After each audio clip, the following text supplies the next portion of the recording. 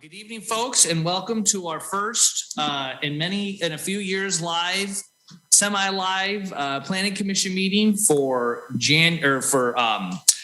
March. Recording in progress. And we are recording in many ways. So with that, we'll go ahead and get started with a Pledge of Allegiance. So if you'll please rise. I pledge allegiance to the flag of the United States of America and to the republic for which it stands, one nation, under God, indivisible, with liberty and justice for all. Okay, excellent. So for those of you joining us, we are, there's some folks on Zoom, there's some folks here in the chamber. Tomorrow, on our next meeting, the 28th, it'll be a similar setup. So you folks online, if you wish to come in, that's fine. If you do need to join Zoom, please give the city ample notice so that way we can make sure everything is all set up. So with that, we'll go on to our consent items.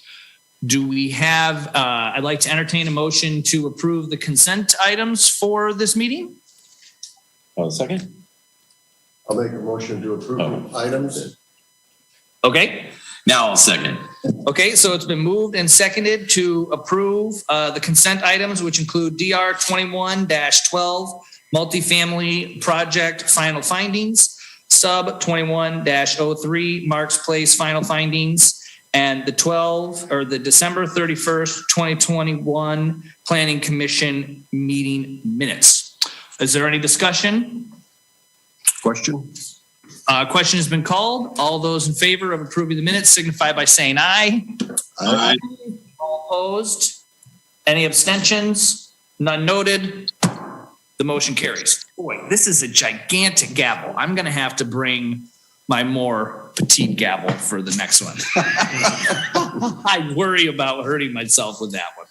Okay, so with that, we'll go ahead and move on to the third item on our agenda, which is citizen input on non-agenda items. This is an opportunity for members of the public to address the Planning Commission on non-agenda items. Each person will be given 3 minutes to speak. Staff and the Planning Commission will make every effort to respond to questions raised during citizens' input before the meeting ends or as quickly as possible thereafter. We don't have anybody here in the chamber. I see is there anybody on the Zoom that isn't showing up or that might need to be let in? Lainey, do you have any folks that want to speak? No, we do not. Okay, sounds like a plan. So if that's the case, we'll go ahead and move on to item number 4, which is new business, which there is none. So is there any new business that we did not have marked? Okay, well, then we'll go on to our public hearings, which is none. So we can go ahead and move right out of that one. And we'll go into item 6, which is items of interest and reports from the planning staff. Take it away, Don. Thank you, Chair Padden. I just wanted to give maybe an overview. Some of this is going to be touched on as well for the model ordinance piece and kind of how that fits into all this.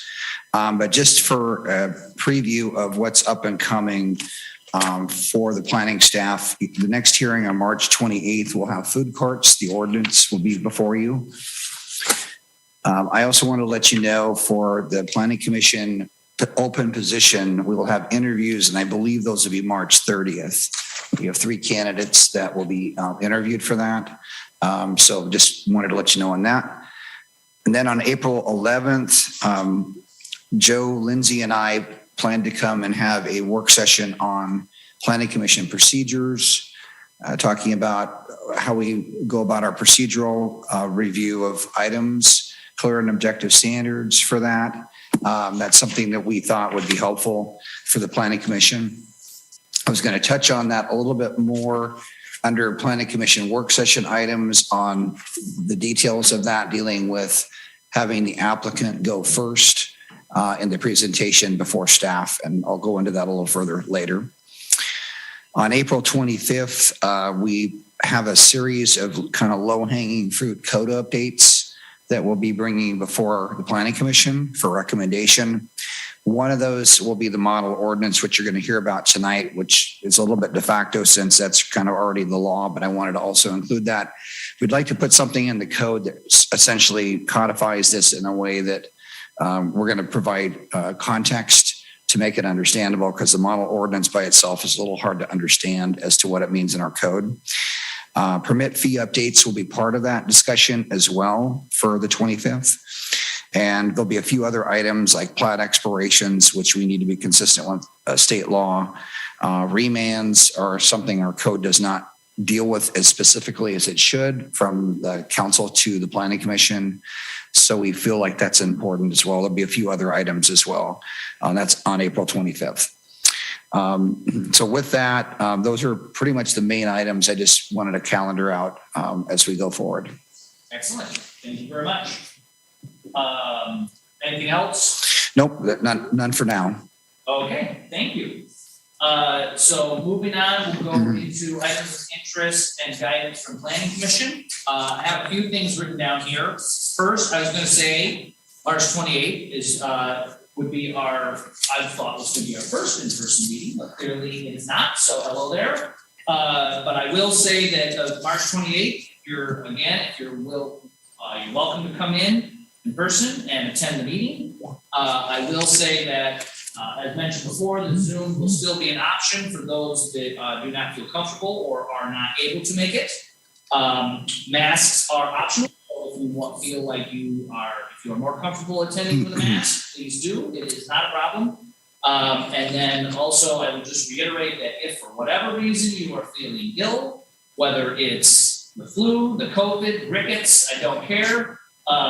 Do not bring it in and spread it around. Keep that stuff at home. And if you're able to participate via Zoom, please do so. And I should have turned that on. So moving on to the next. Chair Patton, just one more add on April 11th and April 25th.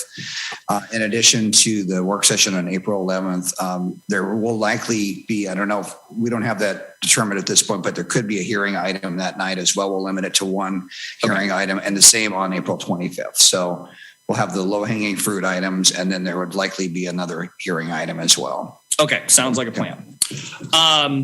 As Don had mentioned, interviews for the open commission position will be at the end of this month. I will say that we have 3 applicants, and if for some reason you are interested in applying, I would say get your application in this week so that we can go ahead and get that scheduled, and then that would probably be the cutoff. Is there a deadline? There wasn't a deadline set, so I'm kind of setting the deadline now. If you are burning to get your application in, do it this week. And then after that, it would be difficult to do the scheduling of the interview. So go ahead and do that.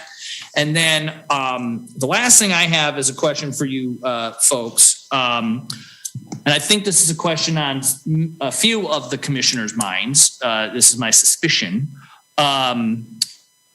What is the protocol for developers announcing that they are doing a project in the city of Canby before they've actually come to the Planning Commission to get approval for said development? And this is born out of an article that was recently published in the Canby Current about OLCC building a new distribution center here, and some folks disparaging the Planning Commission for allowing such a thing to happen when that application, as far as I know, at least in the year I've been on Planning Commission, has not come across.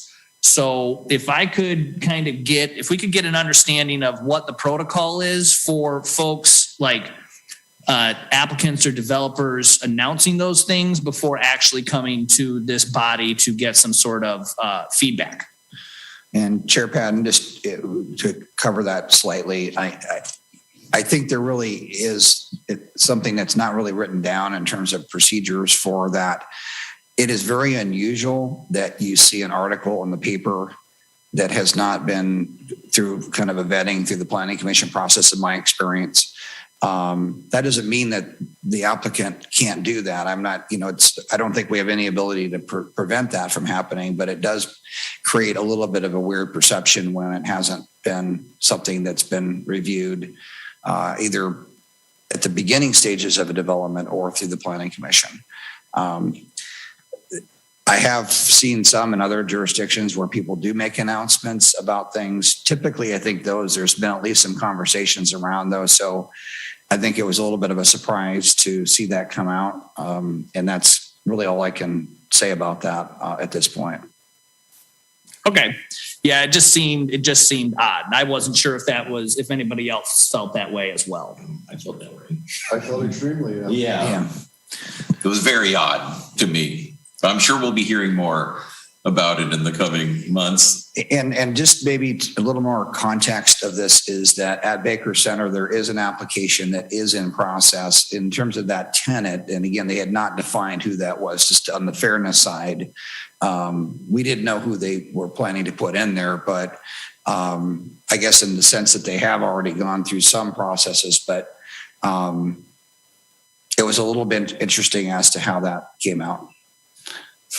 I think I went back and looked at the Baker Center from before I was on the planning commission. It seemed like it was for 3 different buildings. It sounded different. What was approved by planning commission seemed different than what was announced. There's a modification that you're going to see, which is a type 3 modification, which is what Amazon's also doing. And you'll also see that. Again, a recast of that. And those are major modifications. You have not seen those. But it is in process. So I guess that to the extent that they did find a tenant for that future modification, usually those announcements are made after, there's some vetting of things, but Gotcha. That's not something that happened in this case. So this took you by surprise also. It did. It took us by surprise. Thank you. Anything from the folks on Zoom on that? No, thank you. Okay. Yeah, I don't know if it would be a way of saying, strongly advising them to kind of coordinate those things, because I don't know if when they do that, if it kind of can muddy up the hearing process or whatever. Because I know we as a commission don't hear about those things until, a certain period of time before they actually come across our desk. And if they're announcing it in public before we see it, I wasn't sure if there's some sort of, if that can muddy the waters for that overall process. I think, it's again back to the clear and objective standards. I think what we're seeing is a very, very strong market. And so we're seeing buildings that are being built to spec, and the tenants are not being defined. And to that extent, if they can build it to suit, that's great. I guess the one advantage is that they have revealed that. And so they're going to have to really articulate how that is characterized and meeting those standards specifically to that use. That's to some degree, extrapolating on the Amazon site, that did not meet all their needs. And therefore they recast the project. And that was significant enough in our view that it was a major modification needing a review by the planning commission. Okay, excellent. I think we have covered that then. Is there anything else from planning commissioners for the good of the order? Questions or directives? No. No? Okay, well, we are cruising right through. So with that, we will go ahead and move into our planning commission work session. Chair Padden, I'm going to go ahead and start off with some, it's kind of an overview of House Bill 2001. I want this to be interactive here. What I tried to do, and we're going to share this, screen share this document that I put together as a summary. So we'll get Eric up on that. And so just a little overview of that. There's a number of House bills that Oregon's legislature has adopted, and one of those is House Bill 2001. And it applies to medium cities. Medium cities are cities between 10,000 and 25,000 population. Canby right now sits about 19,000. So we fit right in the middle of that. The idea behind the middle housing is to create more affordability, and this is the legislative attempt to do that. They also have House Bill 2003, which I won't go into tonight, but that's the housing needs analysis, housing production strategy. There'll be more information coming to the Planning Commission on that subsequently. But for the focus tonight on House Bill 2001, the gist of the House bill is that in in zones that allow single family residential development, R1 is a zone, low density residential in the city. In that zone, there's an option for someone to either put a duplex on that lot or a single family home on that lot. And that the state basically is preempted local zoning, and that is what it is. Not a whole lot we can do about that. But the idea behind it is to create opportunities for a different type of product. That was kind of the beginning of the whole notion of the legislature trying to respond to the ever increasing housing prices and affordability issues. The caveats around House Bill 2001 is that essentially you need to treat duplexes the same as you would a single family development in the zone. So in the R1 zone, the same standards essentially would apply. The notion of this is you can do single family home on a lot or a duplex. It allows up to 2 units on a lot maximum. So you can do a duplex or a single family home and an accessory dwelling unit. So you have options. So you cannot do a duplex and an accessory dwelling unit. You can do a duplex on a lot or a single family dwelling and an accessory dwelling unit. That's the kind of the standard, the beginning of that. The model ordinance is the least it's the minimum standard, and there are, it doesn't really essentially following that standard. Other cities have gone beyond that. They've done House Bill 2001. A lot of those are metro jurisdictions, and they've actually gone beyond the standards for duplexes. They've created other product types in their single family zones. And vetting this with the council, and last year about this time, March 17th, council was believing that the model ordinance would be a good fit for Canby in the sense that it was the minimum standard. And so that's kind of what we've gone with. And by not acting to do something different, it became effective on July 1, 2021, the model ordinance, which is what I sent in the package, which is the Angelo Planning Group's model ordinance, essentially is what's been effective. That's the need to kind of do a codification of this so it's very clear to applicants. Even though it's been effective, we've received no applications to date for duplexes. We've had interest in that. People have called and asked about, how can I do this on my property? But we've not received any yet. Another reason for us to have more detail in our code. Department of Land Conservation has been extremely helpful in helping cities through the model ordinance process and through other housing bills. There's about every month they have forums, and a lot of jurisdictions call into those forums to listen in on the discussions.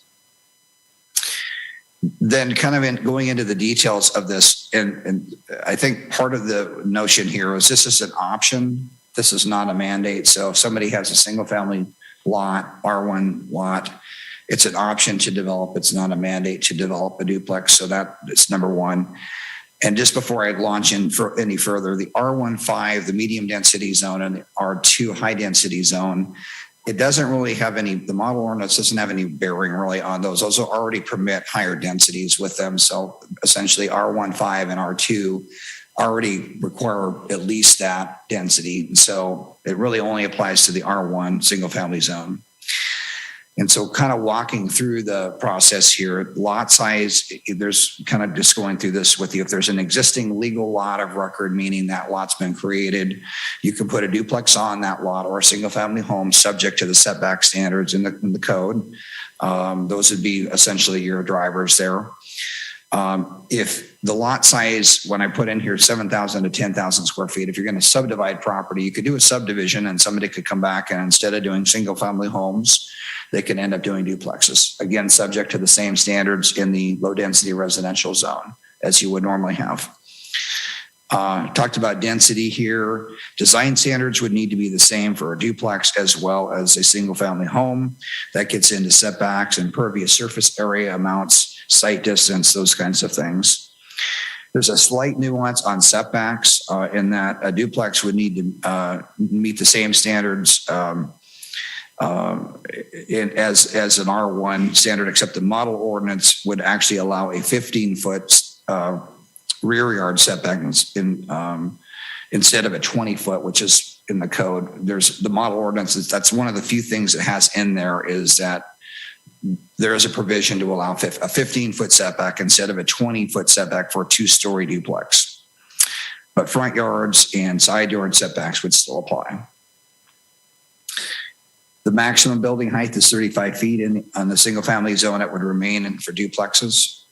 Impervious surface is 60%. That would remain. So no more than 60%, building and pavement.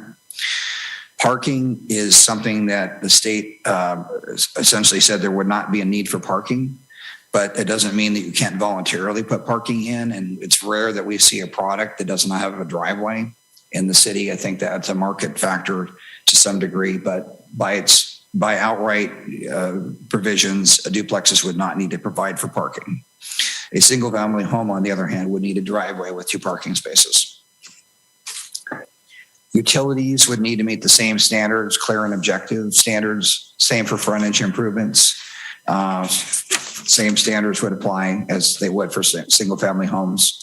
And the permit process would be the same, which would be a type 1 administrative permit site plan review process.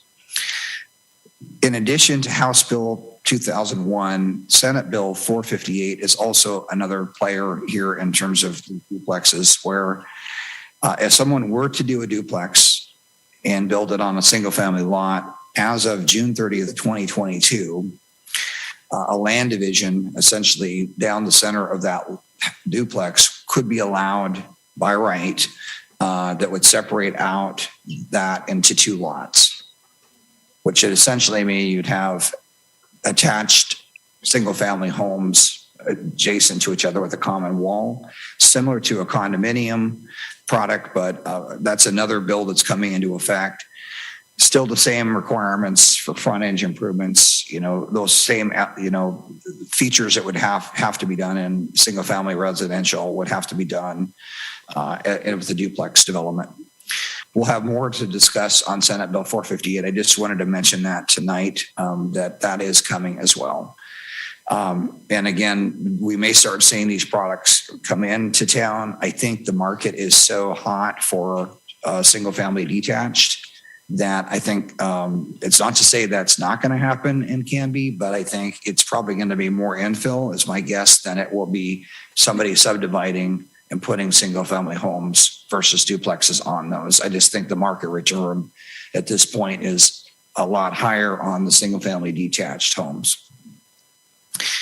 So that was kind of a lot. I know you guys may have some questions around this, but again, the idea behind this is to provide on April 25th, when we come back, some kind of memorialization of the model ordinance. So if a developer comes in, they understand what they need to do, and it's clear to them, it's clear to us. And so we're not kind of trying to figure it out based on the Angela Planning Group model ordinance. So with that, if you guys have questions, I would be happy to entertain those. Okay.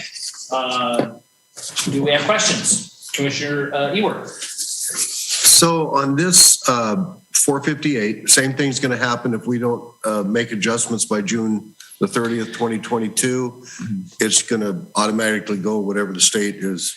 Yeah, there really is not an option where it's the state, again, preemptive, their preemptive authority.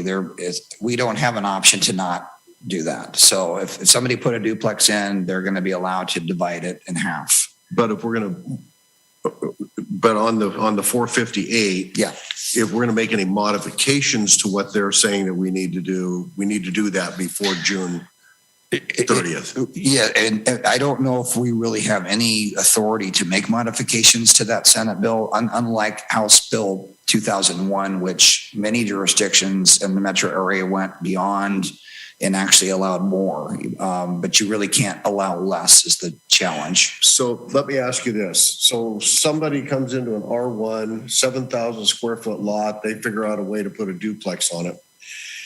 With this HB or SB 458, if they're allowed to split that, where basically somebody is going to end up owning a 3,500 square foot lot, a 3,500 square foot lot, and they don't have to have any driveways with it.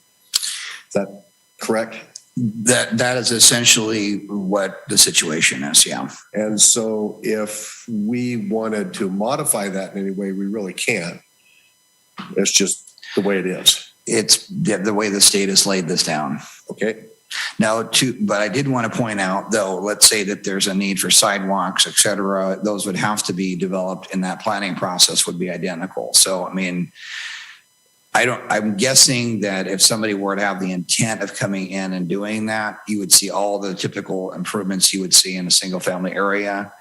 Again, I think not to say that people wouldn't, that will or will not put a driveway in, but it just looks like the market Canby would be, you'd be harder pressed, it seems like, if you did not have a driveway and wanted to sell a lot. Just my personal opinion about that. I think our density is a little less than it is in the metro area, and I'm not saying that won't happen, but I just feel like that it seems like every home, without exception, in town almost has a driveway. Okay. So then, in all reality, the way that this is presented, homes that are in an R1, and let's say that it's a flag lot. We've got some pretty large lots in Canby. They're going to be allowed to stick a duplex back there? They will, yeah. And some of that is, I mean, if it's developed, I mean, flag lots are subject to, if they're being developed anew, they're going to have to meet all the codes, including fire and et cetera. But yeah, they would be able to put a duplex back there. Okay. Okay. Commissioner Calkins. Thank you. Commissioner Ewert asked some of my questions. I wanted to ask and not assume, but I'm assuming that this also overrides any sort of HOA rules. If there's an R1 with HOA's rules about, parking and certain things, this overrides that. If somebody wanted to, for some reason, make that change to their lot in either, then at this point, then that overrides all of that. And we don't enforce, the city does not enforce provisions for homeowners association issues. How the homeowners association chooses to enforce that or not is really up to the homeowners association. So if a permit came to us, we would approve it. Okay. Yeah. And then on that note, on that same subject, so in normal cases down the line, if we start seeing these, it's probably not, would that ever come to us? In that scenario, you guys would just follow the rules and sort of approve it. We wouldn't even really be involved in it for the most part. And that's another one of those authority kind of things, because we do not do that for single family homes. Mm-hmm. I mean, the purview really of the planning commission is on the subdivision level. And then when the individual lots come in, we do a pretty detailed review for site plan review. I mean, you don't see these, but they're very dimensional sketches that show how they're complying with all setbacks, height, impervious surface area. If they're going to be adding some sort of porch on the back, we need to see that, because that has subject to setbacks and also the impervious coverage. So the answer is no, it's administrative, and that would remain. The idea behind that is it's not required for single family homes in R1, so therefore it cannot have a higher standard with a duplex. Okay. But it would still have to meet all the requirements. Yeah. Gotcha. Thank you. Commissioner Hutchinson. Hi, thank you. First question is about one of the options in one of the documents we were presented with is to build a duplex where they're stacked one on top of another. Would that be an option for the condo style separation under the new Senate bill? Yeah, well, Eric, go ahead. This is Eric, Commissioner Hutchinson.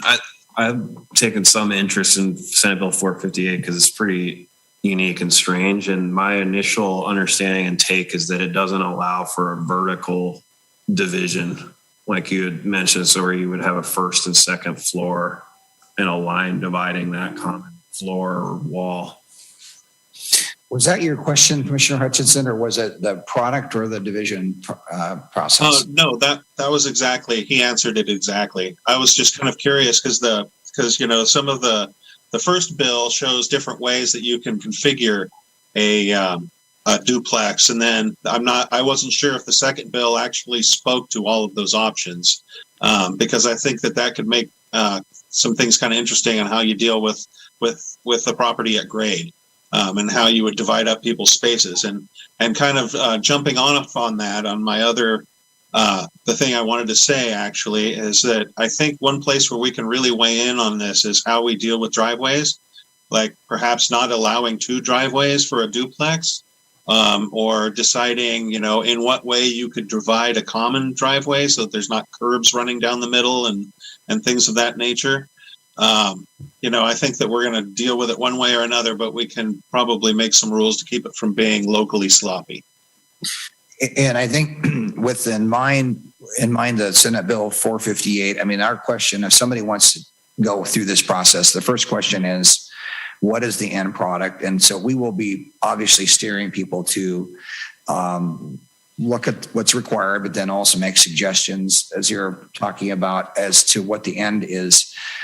This could be more challenging for the applicant if they choose to not kind of reveal all the issues, and might prohibit them from doing certain things if they don't have the end game in mind. So I think those are all good points, and that would be our thought process, is to what is the end? What does this look like in the end? Is it going to be a division? Is it going to just be a duplex that's rented out as a whole?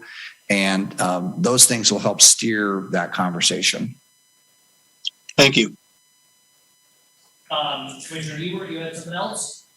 So just so I'm clear, let's just take the Mark's Place subdivision that we just did. Let's say the market, we just before that, we had the high school here, and they're going to have no growth at the high school because people with kids can't afford to move to Canby. That was basically the bottom line. So everybody that's going to be moving to Canby in the next 10 years is going to be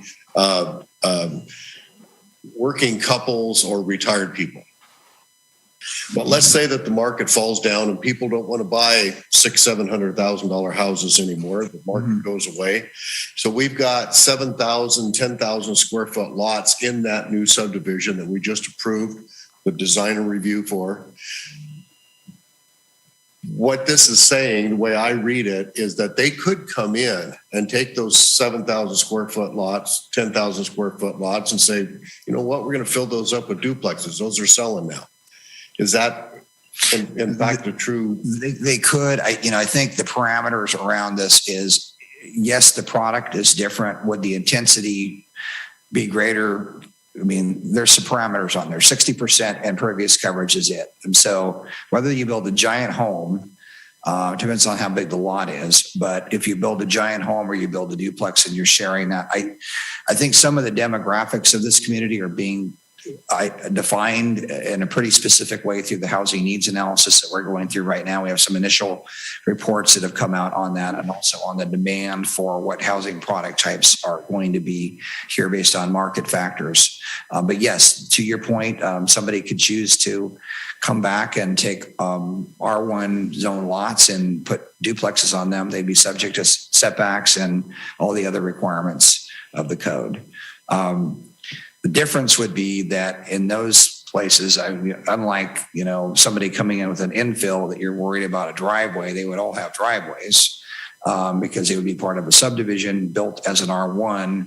And so therefore, you could come back, they could come back and do that. I don't know how to speculate on the market, as to what is going to be here. Or not. Well, I'm not asking speculation on market. I'm trying to get my head wrapped around what are we going to do if we go there. What I'm trying to broadcast is when this thing ends up in our lap and it isn't what we planned, now it's something completely different. And we've done this. This has happened in Canby. I can think of several places where we reduced the lot size so because it was going to be senior living and 65 and older and so on and so forth. And it just didn't work. It just didn't work.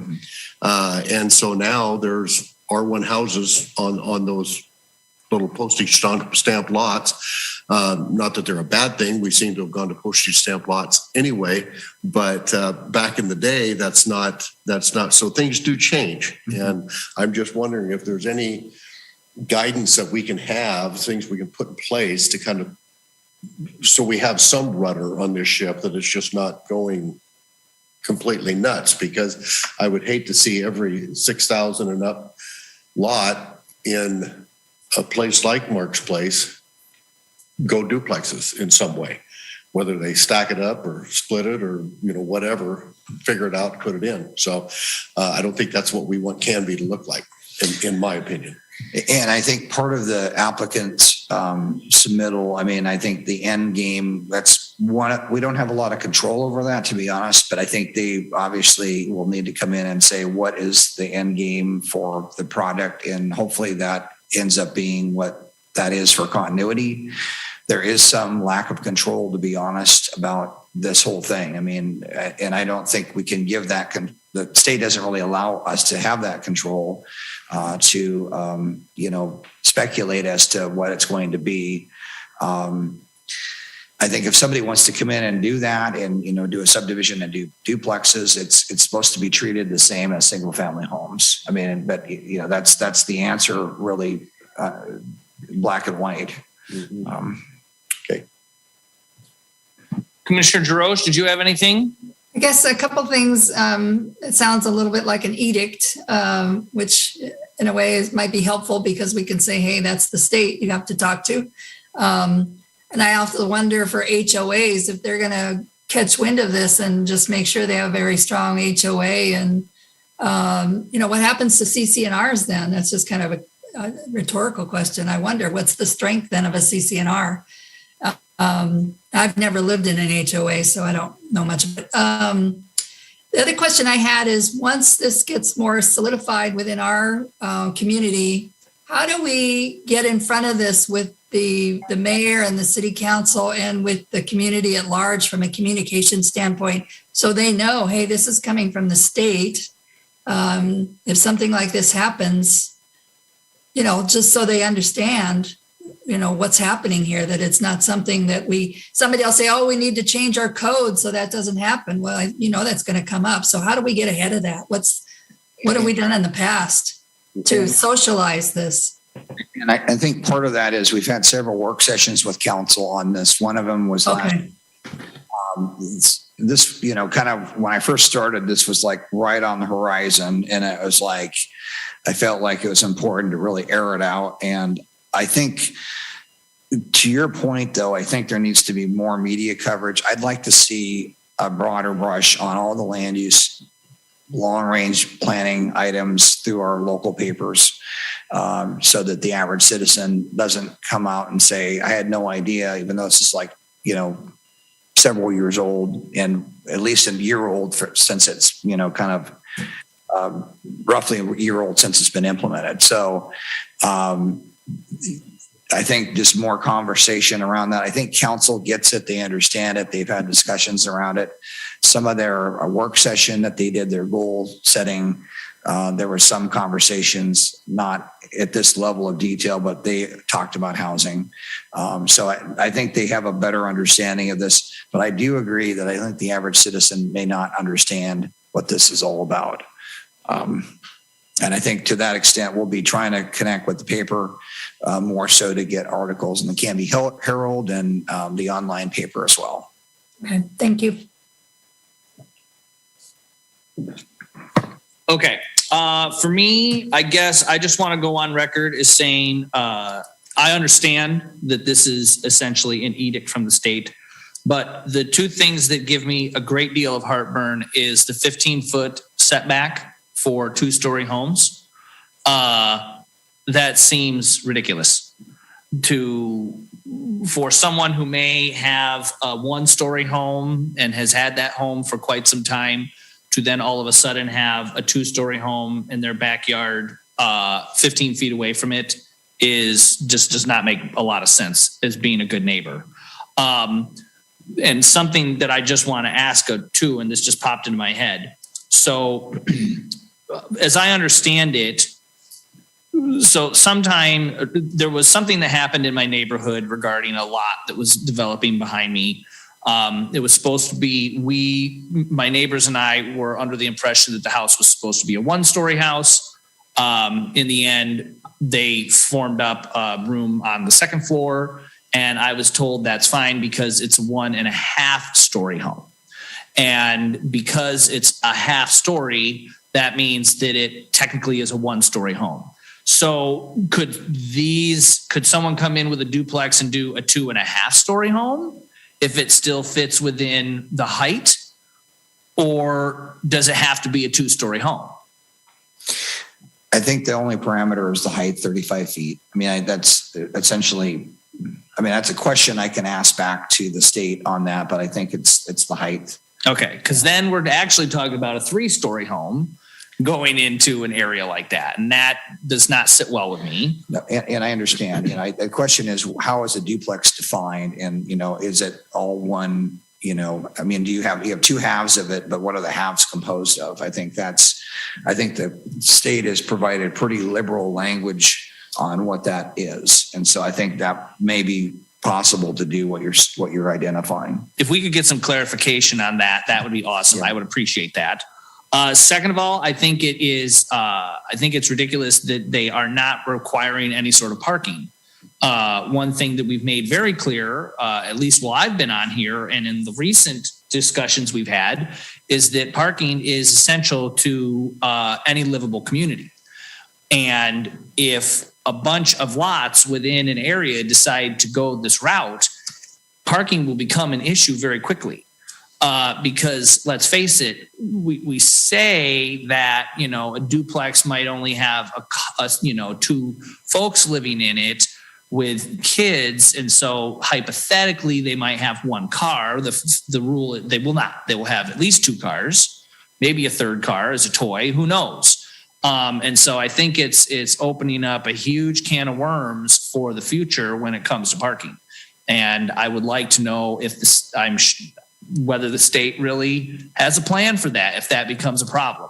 If cities start to see this, and I don't know if this came up in the community, in the discussions with city council, but if these things start to get implemented and there are problems that start to arise from them, is there a mechanism for communities to go back to the state and say, hey, do your job and tighten this up a little bit, or give us the ability to do that sort of work, to make it work within our communities, if that makes sense. It does. I think is there kind of cleanup, I guess, for lack of better words, cleanup.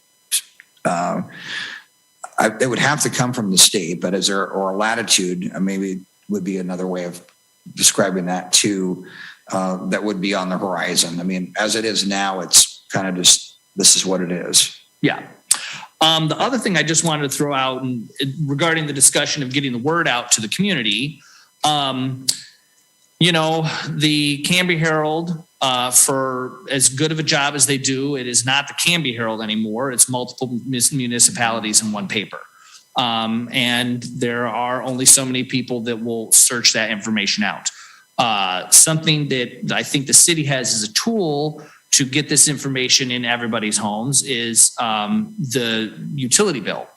The city does distribute a utility bill to at least every landowner in the city. I don't think rental units get a utility bill unless it's worked out with like apartment owners and such. But I know that most houses will get that bill for the sewer, street maintenance fee, and the parks fee.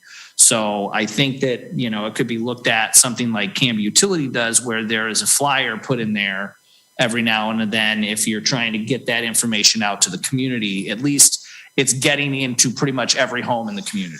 And I think that's a great idea. And I think part of this platform for the House Bill 2003, which is the next thing that's on the horizon, there's an advisory group, planning advisory committee, and there's also open houses that we're going to be doing on this as well. That will inform the community to the extent as well about what has happened. And then 2003 is about what could happen and strategies dealing with housing affordability beyond this duplex item, which is several-fold. One is, what is a population projection for 20 years for this community? What is the demand for single-family and attached product in this community, and where would that go? And if it can't fit in the city, does the city boundary need to be expanded? Those are all part of those discussions. So I think in the forthcoming open houses that we will be having around that would be another opportunity as well. But I think in terms of, I'll take that back to our discussions about like, how do we get the word out to inform the public, to get, because we obviously want to have the community involved in these decision-making processes, these long-range processes, and is that another platform? So I will check internally on that as well. Okay. Something else, and I'm kind of half kidding, but maybe I'm not. I am fairly active on Canby now and some of the other Canby Facebook groups, feeding people information about the roads. So I cannot tell you how many countless times I have posted about 99E, the fact that it's not a city road and that it's going to be rebuilt this summer. Perhaps something you might also want to consider is the city putting together a float during the 4th of July parade with like some of this information on it. And we throw candy out to the kids and that might get people's attention as well. Okay. This be a float with a duplex on it. Yeah. Coming to a neighborhood near you. Yes. Don's writing it okay, down. got it. Don's writing it down. And it He's can like, only "Whoa." it can only be 2 stories, not Yeah. 2.5. Not 2.5. I actually, I want to see Laney on the top, like out of a window at the top, throwing candy out. And we will only hand out raisins. Raisins. Oh, no. Nature's candy. Yes, there you go. Oh, geez. Okay. Anything else for the good of? I think we've beat that horse to death. Anything else from our folks online? I had one more question, sorry, that popped into my head. It's probably just something I haven't read and need to. So if people will be allowed to develop ADUs, do we already have rules about ADU usage in the city? we do, and they've not been used very much. I mean, we get only a few at most a year. That could increase. It's not been a huge number. We have a specific section in our code that addresses accessory dwelling units. Again, the combination though would have to be a single family dwelling and an accessory dwelling unit. You cannot put a duplex and another accessory dwelling unit on that lot. You get 2 units and you have to figure out what it's going to be. I'm not saying that everybody wants to do an accessory dwelling unit either, because you're going to, that's going to be something that's going to need to meet all requirements. And, we do see a little bit of interest in ADUs, but it's not huge. And that again, kind of comes back to, I don't know what that market's going to be for duplexes either. I mean, if ADUs are an indication, it may not be that hot of a market, but it's really hard to tell. Okay, thank you. Okay, anything else? Then we'll move on to the next item. Go ahead. So Chair Padden, and this kind of goes back to the April 11th discussions that we'll have in more detail. I just wanted to start the conversation and get input so that we can frame this appropriately. In light of trying to be efficient with our time, not keeping you guys really to the wee hours in the morning, and putting the burden of the application on the applicant, we're planning to bring back the discussion on April 11th, and you would see that actually in draft code language on April 25th, where we would like to suggest in our section on procedures that the applicant would proceed in order. They would do their presentation before staff goes into a lot of discussion. What I've seen in other communities is something like this, where staff introduces a project and the applicant, very brief, not something that goes on for 45 minutes, which is what you normally see here. The applicants would then present their information in PowerPoint probably, or whatever format they're using. There'd be questions of the applicant and staff at that point. And so staff would not really be going through this full explanation of things. It's really more about the applicant carrying things. And then there'd be questions by the planning commission. There would be questions for the applicant and staff by the planning commission. Then proponents, opponents, and rebuttal would follow. So we'd have, again, staff introduce, that's typical, about a minute or two.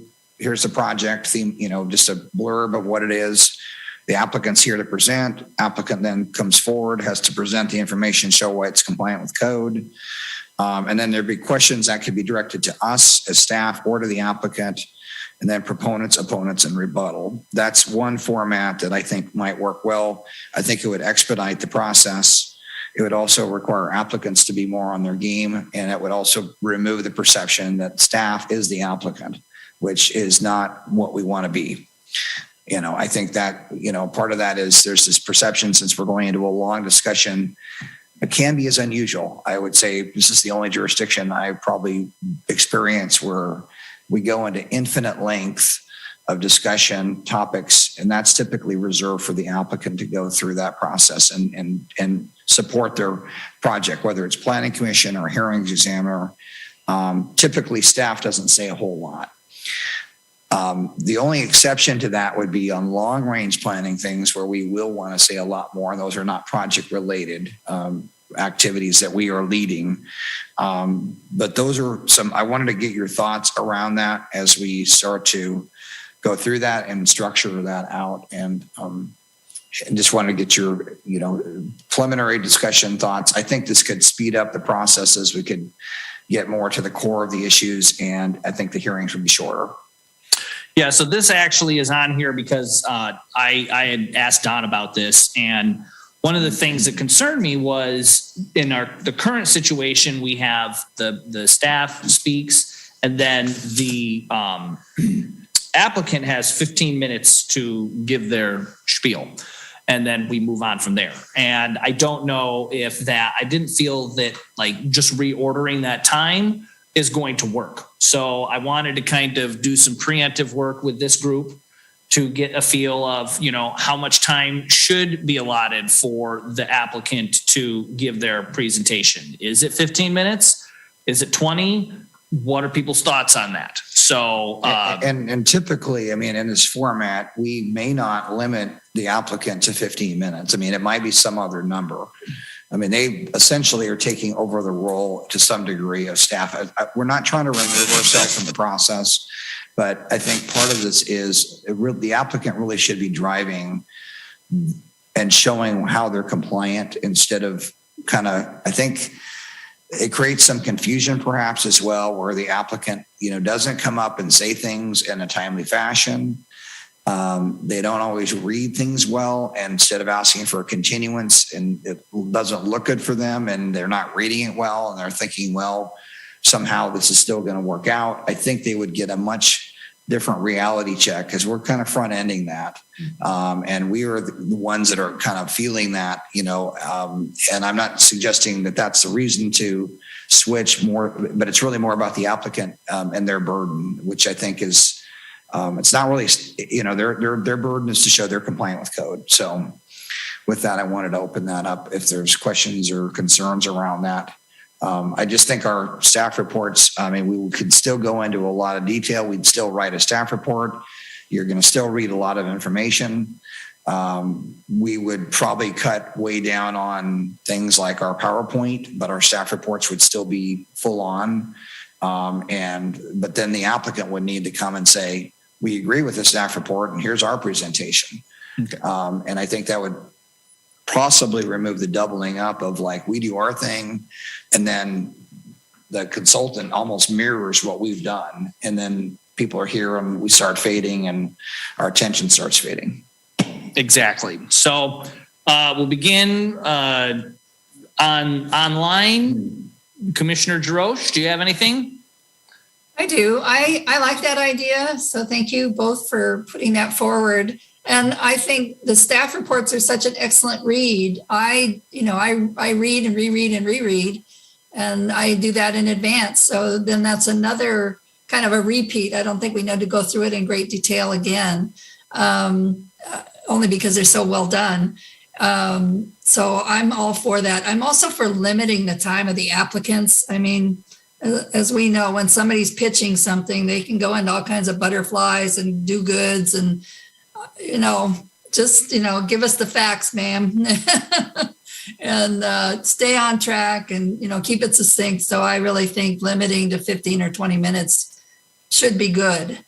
I have to admit, when I saw this added to the agenda, I thought what we were going to talk about was how do we order when there are more than one applicant on the agenda? And I was going to bring that up because I wonder if possible, if there's a simpler, smaller application that's not going to be contentious, that's, kind of a no-brainer, can we make those first and then have the longer ones wait till later, be the end of the agenda, just so folks don't have to stick around through these long verbose, developer discussions. So anyway, that was my thought, but I like that idea. So thank you.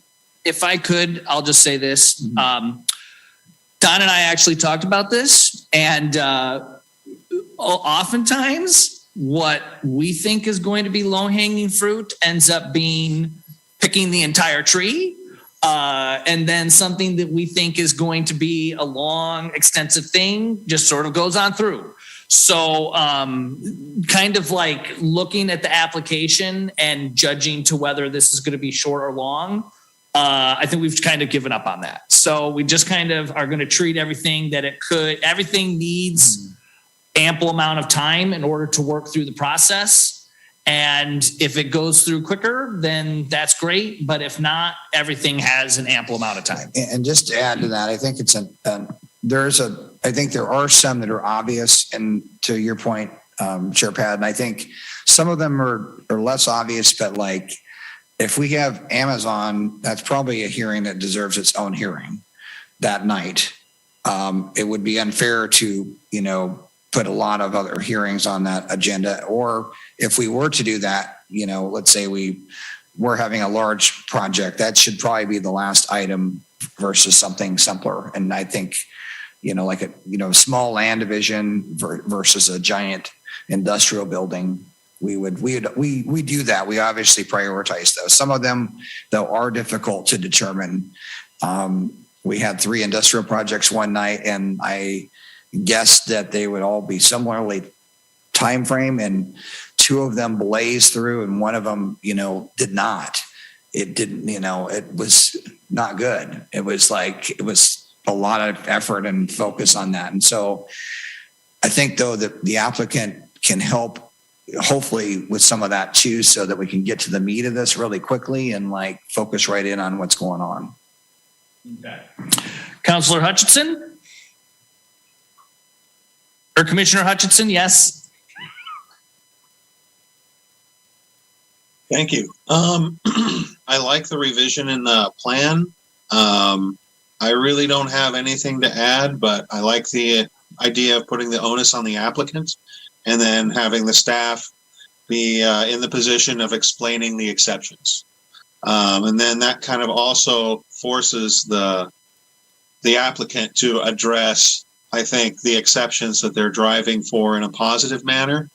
And so then staff can kind of help us out with the nuts and bolts afterwards. I think it's a great idea. Excellent. Commissioner Ewert? I don't have a problem with it. I think that's probably it's probably a change that has been long in coming. There's 2 things that I maybe see as a problem with it. One is we need to, we're going to need to confine that so that the applicant knows that they're going to have 15, 20, 30 minutes, whatever we decide. And that's going to be it. Your staff reports are critical information to me. You guys do good staff reports, and it's critical that I have that information. So I think that's I don't want to lose that. But I think what it's going to do is if we went to that format, it would go to you guys to, if the applicant presents something that is not necessarily down the path that you were led in the original meeting, whatever you guys call that, pre-application meeting or whatever you call that, that we're, for the lack of a better term, ballsy enough to say, whoa, wait a minute.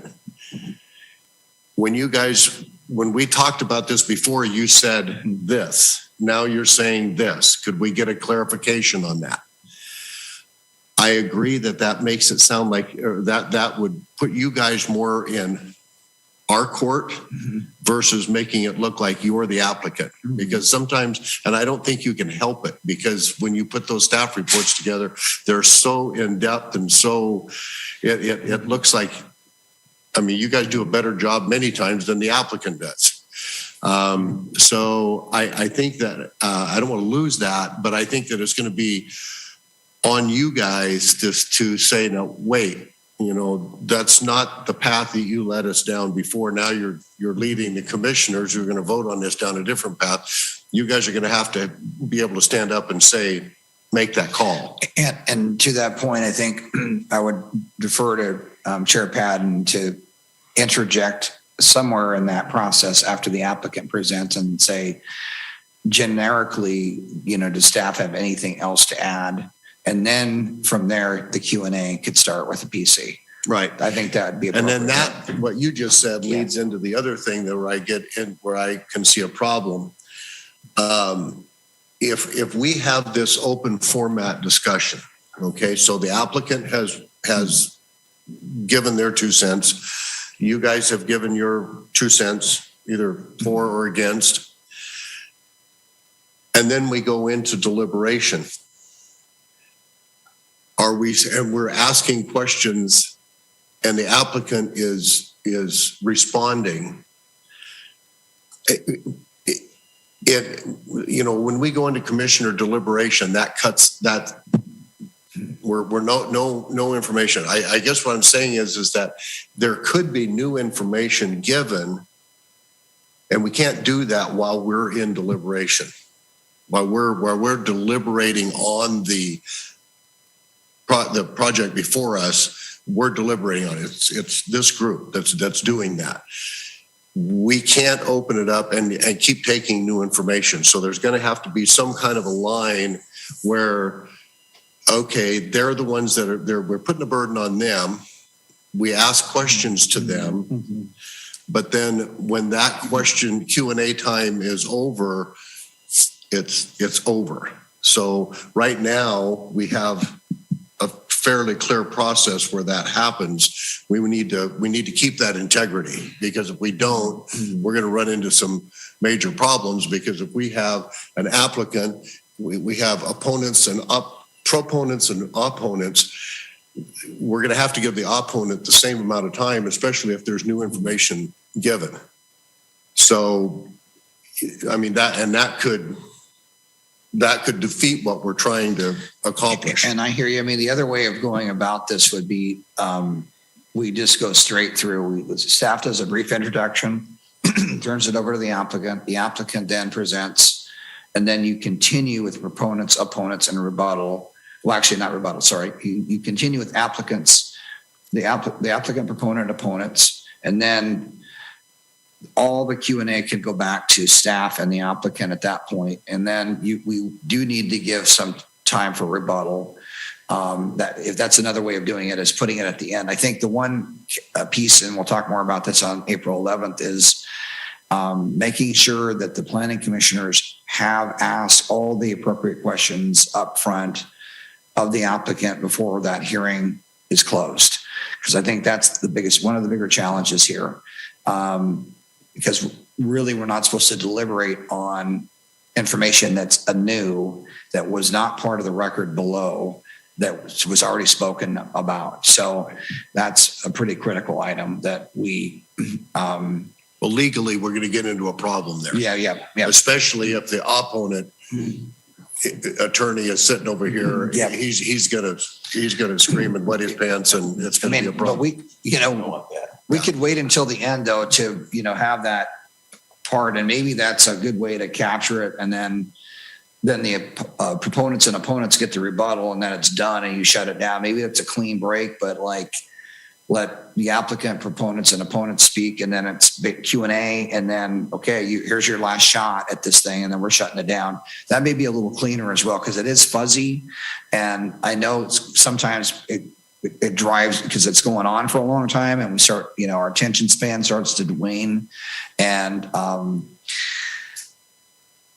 I think that would really, we're trying to narrow this down to make it more succinct, and something that does have more clear definition. So you guys know, okay, we're ready to vote.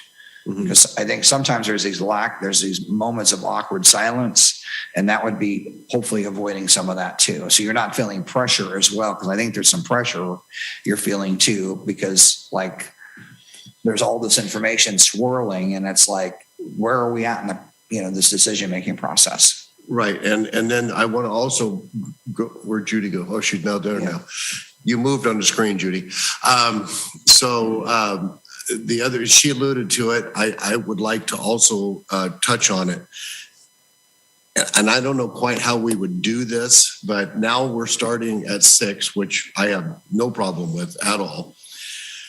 But I think that on some of these larger projects, the applicant should be just told right up front, and they should be willing to waive their 120-day rule, that if we get to that 10 o'clock piece and we're still discussing, and it doesn't look like we're going to get it done until, we're still in it, that meeting be continued. Because they just need to know that up front, that if we hit that time period, then the record stays open. We're going to come back on date specific, and they need to be good with that. I know that gets a little touchy on you guys' part, but I think that should be something that we kind of are hold to. To that extent, if we can streamline this process, and and we're going to put this back to Chair Padden, rein the thing back in to some degree, because I think you're kind of the whip here for on that process of trying to bring that back into order. If I would agree that if things are going on and there's a lot more public testimony that has not been heard, it's getting to the wee hours that we could do that. One major concern is we have stacked hearings, and this is only going to get worse through the summer. We have a large amount, probably 8 applications that will all be coming forward, maybe 8 to 10 that are in various states. And so if we bump somebody, that means if we're doing 2 items a hearing, somebody's going to be bumped. It's a domino effect. Yeah, exactly. And that is politically challenging. It also is on the 128 clock challenging sometimes, because they're being pushed up against that. I also want to respect what you're saying about that, but just I want to treat that with respect for those that are anticipating certainty in their hearing dates as well. So we're not oh, by the way, you're bumped, and then that other person's bumped, and then suddenly because it could affect 5 projects that all get pushed out. But I think to the extent, I think some of that, and I see this with hearing examiners that are kind of no nonsense, and they just I want to get out of here tonight. It's basically what they say, at the beginning of the thing, don't repeat yourself, and kind of get on with it. And that's, to some degree, I think we have to do that as a planning commission. Well, then I would just say that if that's the case, if they want to get out of here tonight, then when that 10:30 time hits and we're still not there, we just vote on it as to what we've heard at this point, up to that point. Yeah, and I think giving the opportunity for the applicant to make the request for continuance, I mean, that's perhaps a better means than a denial, but I agree that kind of, people are not used to that in this community, but the applicants need to step up and look at this and say, do I need to continue this to a date certain to come back with evidence? And they're not, I'm just saying generically, I'm not seeing a lot of them reading it correctly and saying that, I really need to come back and continue this. And I think that can go back to Chair Patton to some degree as well. It's like, have we had enough discussion tonight? We'll have more discussion around this on April 11th with Joe, Lindsay, and I. That's part of that reason for that discussion as well, is to get into those specifics that you're just talking about. Is how do we do that? How do we make it clear and fair so that people know, though, like, this thing is either going to be settled in the next 10 minutes, or you guys are either going to continue, or we're going to have to make a decision, and this is up to you. Mm-hmm. Yeah, And they might get continued to the next point that they can be put on the agenda rather than stacking them up. which we might be able to solve it and just resolve it. And maybe that's that item and two others. And that, to that extent, that might not push everybody out like 5 Right. times. Right. And so that's why I think that discussion's important. Joe is really bright and will be able to kind of help, I think, in shaping some of that, is how do we provide a clear and objective and efficient process. Want to hear everybody out, but also, it goes both ways. It's both the community and the developer. It's like it cuts both ways, and some of it has to be, we have to fit it into the procedures of what we're doing to make it work, so you guys can actually vote on something. Yeah. And it's tough because I've done these meetings where we've walked in thinking that it was going to be just a quiet meeting and we were going to talk about somebody building a duplex, and there's 100 people sitting out there, and you turn around and look at each other like, did I miss something on the agenda? You don't know. So And you're going to get more of that, as there's sensitivity around that, and some areas are more sensitive than others. And I think, but again, maybe hypothetically, we talk about those scenarios and how do we get through that, so that we have the best outcome. And I think that when they come for their pre-application, if you tell them that this is the way we're going to do business, they'll come a lot more prepared to get it done. And we're doing that now. We're saying, even though the code has not been changed, that's our objective, is you guys carry more of the water as applicants. They need to be showing how they're compliant with code. Again, staff reports will remain the same. They'll be, meaty and thorough. But I really feel like that would help a lot in terms of like getting through the process more quickly and forcing them to really carry the burden of the application and direct it to the degree that they need to, which is, that's not our job as the staff, is to say this needs a continuance. We're not supposed to say that. I mean, that's up to the applicant to figure that out, Okay, Commissioner Calkins. Yeah. I agree with this change. I agree with much of what's already been said. I'll say that, being the nerd that I am, I was watching the planning commissions and counselor meetings from before I moved to Canby, and I came to Canby and started watching them many years ago, and not understanding, sort of the process here. I did get that feeling that it felt like staff was a proponent for the developer sometimes.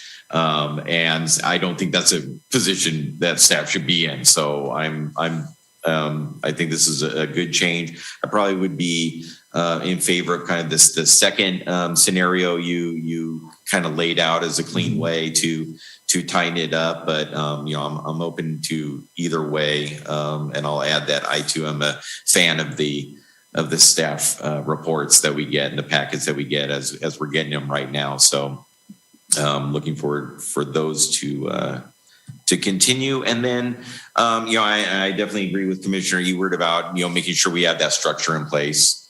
And as far as the time to give the proponent, I think I don't think we need to drag things out, but I also want to be fair especially if there's a variance being requested, being fair to allow enough time for someone to state their case, being the quasi judicial body that we are.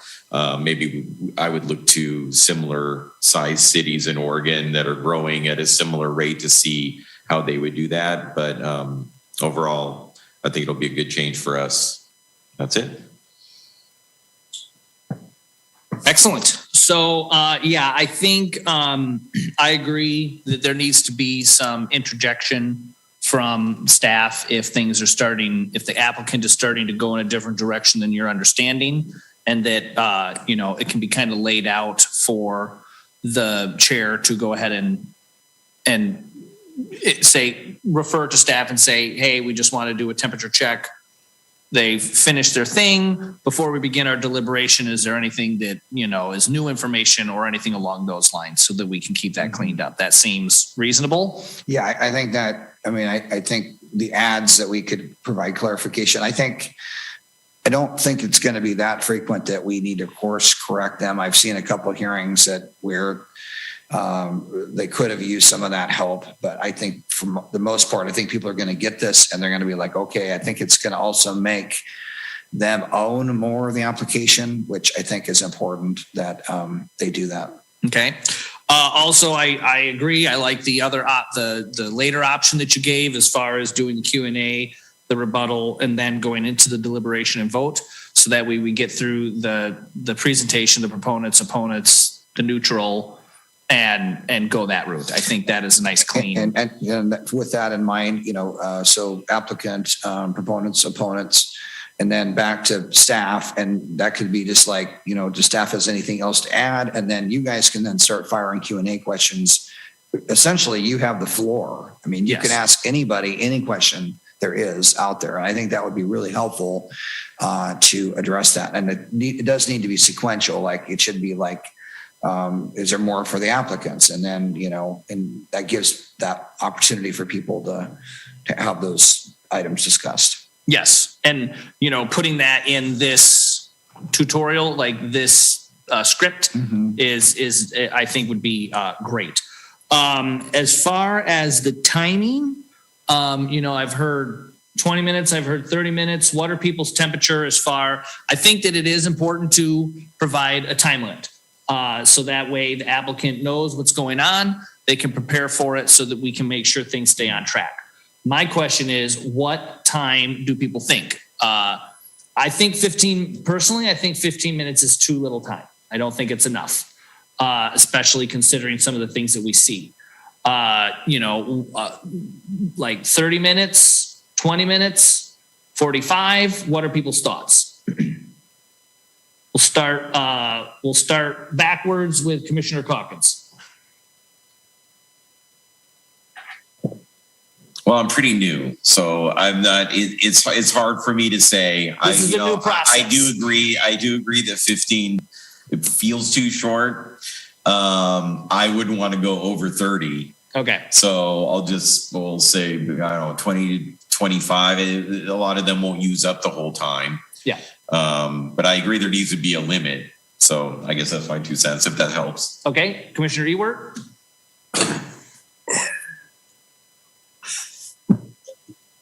I agree that 15 is too short.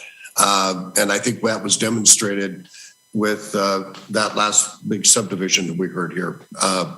The young lady was giving her spiel and her time was out. So we were only halfway through the LP.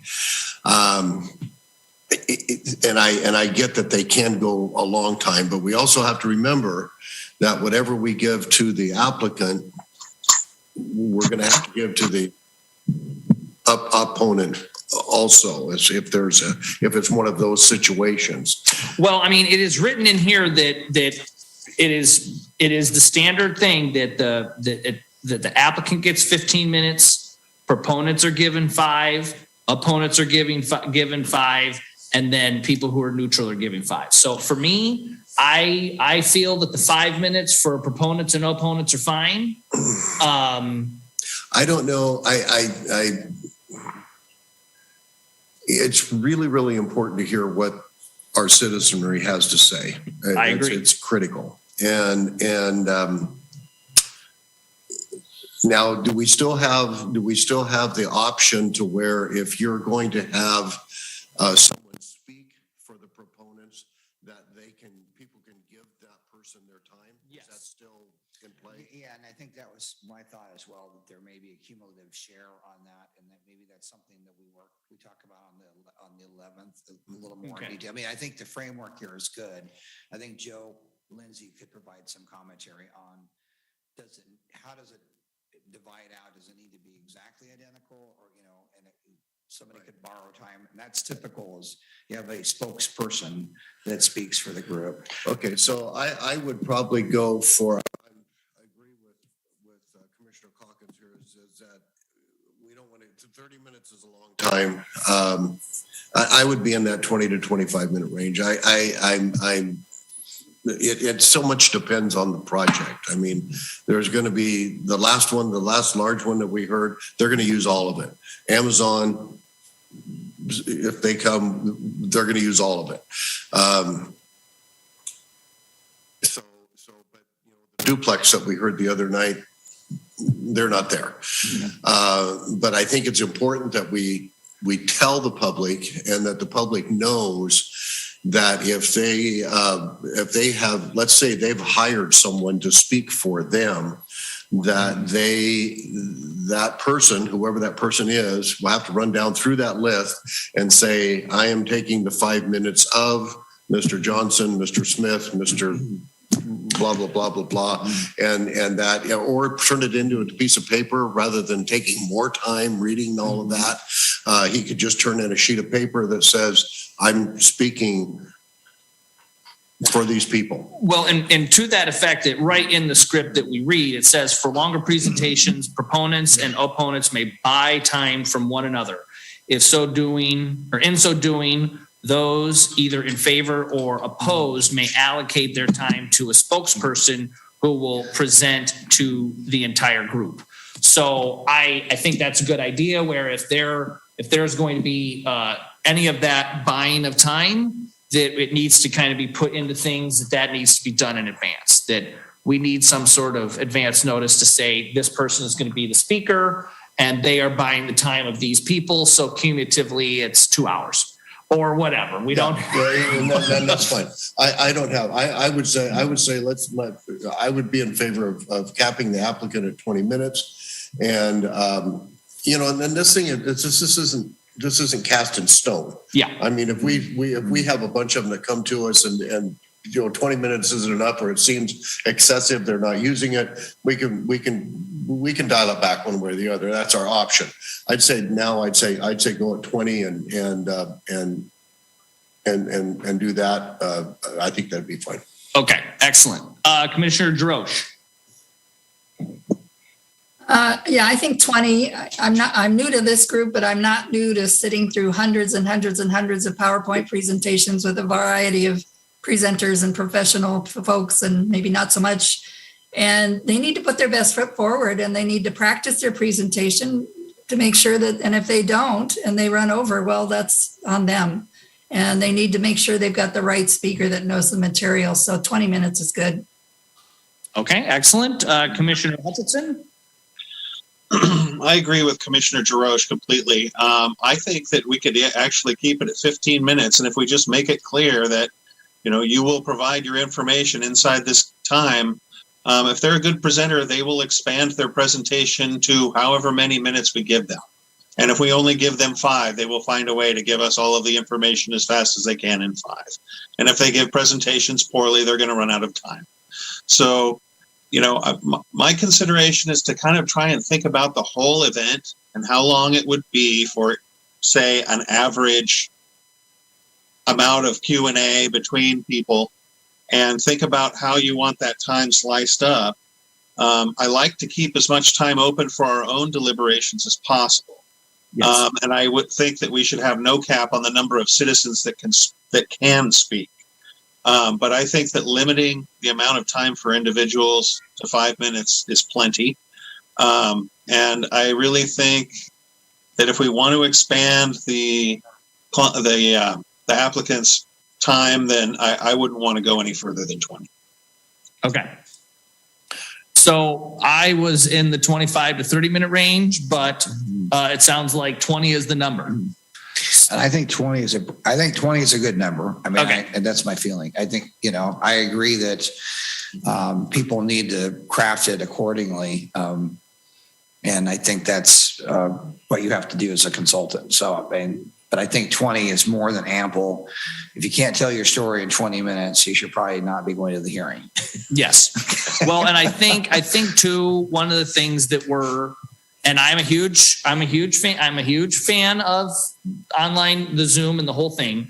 But for meetings like this, it was difficult in herding the cats to make sure who's speaking for what and what, when the box says me, smiley face, who are you, smiley face, that with people physically here, more doing that, we can kind of feel some of that timing out in advance. And let people, like if there's a bunch of people in the room, we can kind of say in advance, hey, if you're going to be speaking as a block, this is the protocol. Please make sure you get this sorted out before we begin the meeting. So yeah, I think that is a good idea. So there we go, 20 minutes, and then we'll stick with 5 for the others, and then the deliberation and rebuttal will be kind of part of the process, is what I'm kind of getting. Yeah, and I think that sounds right. I mean, so the script would remain the same, that you have a chair pattern, except for the applicant would be given 20. Is that what I'm hearing? Kind of. So this is the applicant will be given 20 minutes, proponents 5, opponents 5, and then there's a rebuttal period of 10 minutes. So I'm assuming that in between the rebuttal and that is going to be the questions, or are we getting rid of the rebuttal? No, I think the rebuttal should still be, I think we need, and Joe can speak to this, I think we need a rebuttal piece. And then we do our deliberation. So there's that whole piece of after the opponents, which is the check-in as the chair, and then that would be for staff, and then there would be whatever planning commission's desired questions are, essentially of the applicants, proponents, or opponents. That could be part of that. That's the determining fact finding that would be going on, and then you'd say to the folks, the opponents, okay, you have rebuttal of this amount, and then you shut it down. Okay. And then for my part, I will just let you know that I will try to do better to, keep things going on track. Sometime I want to make sure everybody has the ability to speak their piece, but something that I do is, when 5 of us all want to gripe about the traffic, and we say, I agree with so-and-so about the traffic, and this is why, yada, yada, yada, yada, yada, yada, yada. I'm going to say, I'm glad that you agree with so-and-so on the traffic. I'm sure it's similar things. Now we're going to move on to your other question. So I am going to try and clean that up a little bit so that we aren't being quite as redundant. So just so you know. I think something else that I wanted to throw out, because we're talking about if like the phasing of different applications, and if we run into where all of a sudden it's 10:30, we clearly see that nothing's going to happen. I know that we're stacking things up, but would it make sense for every third planning commission meeting to be sort of what I would call a flex meeting? So the third, like, so we have hearings day 1, hearings meeting 2, and then meeting 3 is planned to be talk about some sort of code or a work session or something along those lines. So that way, if for some reason one of these applicants in these 2 meetings gets bumped, instead of bumping all the other ones, the applicant that ends up running over is moved into that flex meeting space. I think that's a great idea. The challenge is it's not always perfect. That's kind of, I understand. To the extent that we can, that's a great idea. I mean, in terms of being, because we obviously on some of the stuff on the informational shares, those are less important perhaps than the hearing items. And so people need certainty. They need finality. They paid for their applications to be gone through, and they needed a determination by staff, by the planning commission on those items. So I would be happy to adjust accordingly. And we're kind of doing that de facto anyway, because like we had some time available for tonight, Yes. but you're going to see some of them where they're combinations where they're like, there's information you guys are going to recommend to the council, and then following it will be hearing. Yeah. And some of this stuff is about the fully complete process. I won't go into the detail, but some of the stuff is about how quickly can somebody return information back to us. There's a lot of back and forth on these items that we request certain information to even go to hearing, because we don't want to, again, we want them to be prepared. And that's especially important for the decision makers, the planning commission, as you make those decisions. Yeah, because I guess the way it sounds is like, okay, we've got 7 meetings in a row where we're going to have anywhere from 1 to 2 applications. It would make sense to me that, okay, if we've got those 7 meetings, in between those 7 meetings, put the flex thing. So that way, so that way we are at least letting the applicant know that if there is some scootching that needs to be done, we're making an allotment for that. And there will be, I know, specific things coming up for housing needs, housing production. And, to be honest, that's probably stuff that can be pushed, that we want you to see, but may not have as firm of a deadline as other things. Yeah, I just don't want, like, if on meeting day 1, applicant 2 is the one that gets bumped, instead of telling the 2 applicants on day 2 that one of them now has to go to day 3, I'm thinking applicant from day 1 goes to day 3. You see what I'm saying? So that way, at least they're getting their thing heard in a reasonable period of time, and all the other people aren't getting bumped, if that makes sense. I say they go to the back of the line. Well, I agree. I just don't think the line should be quite as long. I don't think staff has the ability to determine how long the line is. Well, yeah. I mean, if they have in there a tentative plan that the next 7 meetings are going to have 2 and I'm not saying this is how it is, but if they have in their tentative plan that the next 7 meetings are going to have 2 applications each night, they could easily say, okay, instead of doing 7 meetings of 2 applications, we're going to do 2 meetings of 2 applications. And now we're going to put in a meeting where it's more work session based. And these are some items that could be bumped. That's kind of what I'm getting at. That I think is very good. Yeah. Yeah, we're on board. So Perfect. Yeah. And I think that was pretty much all I had for my little list as we were doing this. So, and thank you for the opportunity again. I think it's good, and we're going to try to be. Not everything will get fully vetted. You're going to see some of the items, which again, I think some of these are going to be less complicated, but the code stuff that comes before you, hopefully things like the planning law is 10 years long, and we're giving people like a year and a half to record a plat, and it's 10 years. What should it be? Those are the things that you're probably going to see more of that may not be where you're not going to have a preview of that in advance. So there are some things like that. Some of the things on remand, these should not be super complicated. We'll not be able to do a preemptive thing on every one of these, but to the extent we can, we'll try to give you, this is good discussion here, because I think that, that obviously would be part of a hearing process that we've now kind of defined this. I think it'll make it much quicker when we go into we want your recommendation. yeah. So is there anything else on this one? Anything came up during discussion? No? Okay. Yeah. And I think one of the reasons why I kind of wanted to start this flesh out now was when Joe is here. At least now you've got some idea of the structure. So that way you and Joe can kind of chat about it and come with something, because there will probably be some more questioning and some more, massaging of this, but at least we're a little more prepared for that. Which I think will be great. And there'll be other things I think that will come out of that as well. So, okay.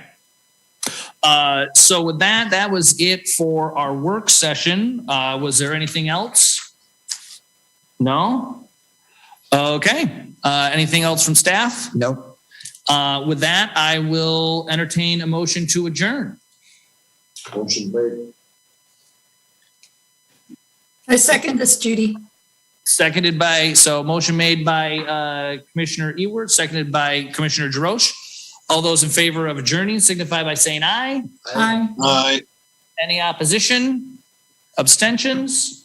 None noted. Our meeting is adjourned. Have a Thank you. Bye.